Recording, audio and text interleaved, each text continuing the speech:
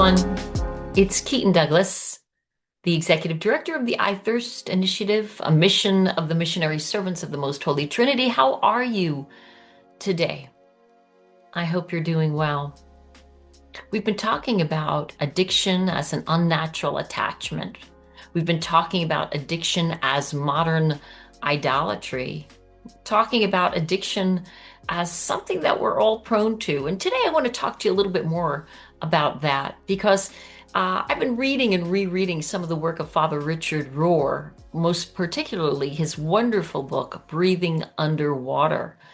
Breathing Underwater was one of the books that I used foundationally to the work that we're doing at iTHIRST, particularly in our iTHIRST spiritual companionship training that is offered all over the world through our partnership with both Seton Hall University and Catholic Extension.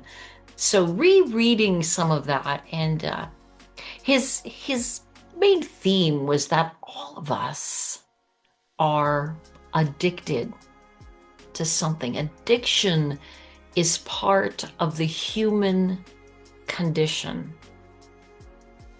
Do we ask ourselves, how could that be? What do you mean? And he explains it so beautifully, and so does Dr. Gerald G. May, who also wrote that wonderful book, Addiction and Grace, which is likewise foundational to the work of iTHIRST. Both of them understood that it is our original sin that gives us that propensity, that ability to sin over and over again. And in fact, Dr. Gerald May talks about some of the themes of the fall of Adam and Eve. And he says, there were the themes of temptation, self-centeredness, desire, curiosity even. All of these things that happened to our spiritual ancestors still happen to us. In fact, Gerald May says, it's just repeating itself through history endlessly over and over. These same themes that were the themes of the fallen Adam and Eve, we recreate them in our modern lives. We're all prone, we're all predisposed to having these unruly desires. It's part of our human condition. Why do I bring that up?